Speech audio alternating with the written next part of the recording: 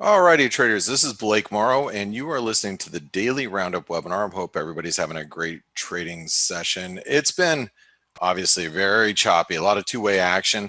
I was really hoping the euro would have dipped a little bit further than we have, but the euro just raced right back up towards the highs.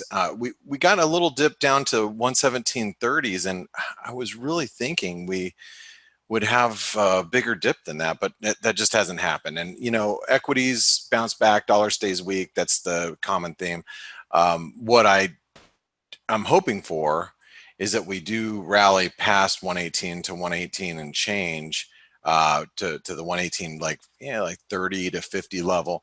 And I do want to sell it up there just because I know that the dollar is so stretched to the downside. But it would be a counter trend trade, very small, and just looking for a quick gain. So what I would be looking for is something like this, not anything super exciting, like something like this, and then look to cover, something like that. The euro at this point, if you have no position, which I don't for the euro, just the euro dollar, you have to either do one of two things. Get on the train and expect it to go higher, or find a place. Like I'm looking for this big 618 retracement to stick. So looking for a place, and then I'm going to be counter trend, because it is at this moment, it is too strong to be shorted, but too overbought to be bought too. We're running into that general issue. So let's talk about equities really quick. And equities have bounced back off the 3,200 level. This is obviously the line in the sand, in my opinion, for equities near term, not long term, near term. As long as we're above 3,200, you read on ForexAnalytix every single day on basic technical analysis. Big bounce from the 3,200 level. This is the weekend analysis. 3180 is support, no change in analysis. 3,200 support. It's just, hey, as long as we're above 3,200, no reason to be bearish the S&P. And we got a really big bounce from 3,218 today. So that tells you a lot. There are some things that are happening that should be noted, in my opinion, which could be suggesting the equity markets may eventually break down. One of them is, the dollar Canadian had a big bounce and is holding. Okay, it's holding its gains for now. I mean, I have to preface that with for now.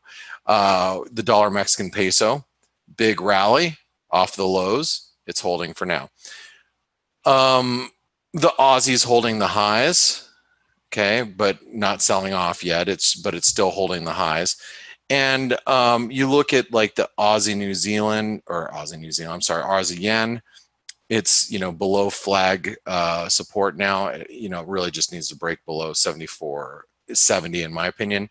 New Zealand yen has broken below the support. It's trading back at 80 right now, but it's trading a little heavy based on what equities are doing. So there are things that are suggesting that the market might roll over a little bit, but I'm not super confident about that. Now, one last thing I do want to discuss going into tonight. Tonight's a big night for earnings. We have, and this is the old NASDAQ chart. I can actually, let me get rid of all this stuff, because you guys have seen that before back on the daily blog, and I just haven't been updating this chart. But the same still holds true here. As long as we're above this breakout point, it's still bullish. So the NASDAQ's still bullish. Now tonight we have earnings from, let me grab you a list. We have Apple, we have Amazon, we have Facebook, we have Google, we have Gilead too, which is worth noting, and a bunch of other companies too. But those are the big ones for tonight. So this is a huge earnings night for the market. And my assumption is no one wants to be short NASDAQ stocks going into this earnings. Chi brought up a good point. He said, I think it's going to be, buy the rumor, sell the news. That's possible. But I'll tell you, no one wants to be short going into the earnings. And no one's expecting great earnings. So even if some of the companies miss, is it really going to have too much of a negative impact on NASDAQ stocks? I will say that, and I have to agree with Paul Franco. He says, you know, NASDAQ's really lost a lot of momentum up here. It has, but that doesn't mean we can't reignite to the upside again, especially if we have some solid earnings going into, you know, the weekend. So I don't want to write off the NASDAQ yet, but remember, it's a big earnings night tonight. So if you are, I think it's going to be important to watch how the markets respond in Asia tonight, right? You could have a gap down in S&P and NASDAQ, but it's really how Asian bourses really, you know, respond to the news. And Asia's been pretty adamant about buying dips in risk. So that's something that we'll be watching. And for me, like, you know, I've got my attention on the Aussie yen, and I'm just watching this trend line support. You know, we break through the 50% retracement, which is really 79 or 74.80, and we're just consolidating right now. But you know, we break through 74.80 and into the 74.70s, and then I'm going to start, you know, thinking, you know, double top, an aggressive move down to 73, maybe even lower than that. But you know, it's not happening yet, and it's consolidating, and you know, it's just kind of sitting there. So got a question from Piero. Hello, how are you? How about the dollar yen? We can take a look at the dollar yen. It's holding above 104.80, okay, which is pretty important. 104.80 is right now is the 161% extension. Hold on really quick.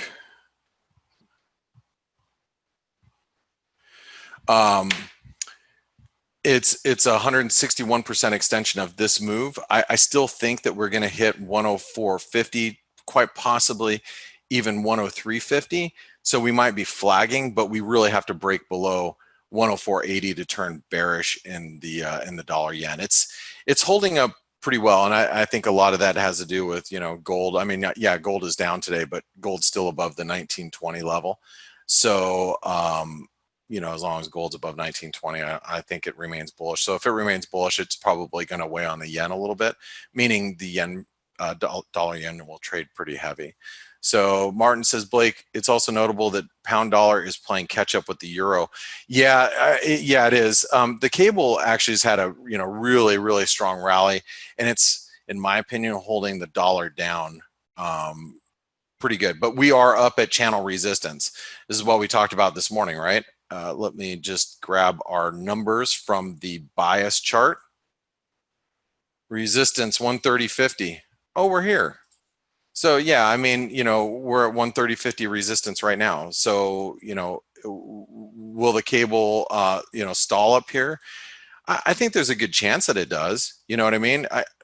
But at the same time, I don't know if I'd be aggressively trying to be bearish the cable yet. I'd rather see it dip back below 130 for longs. That's what I would think at this point.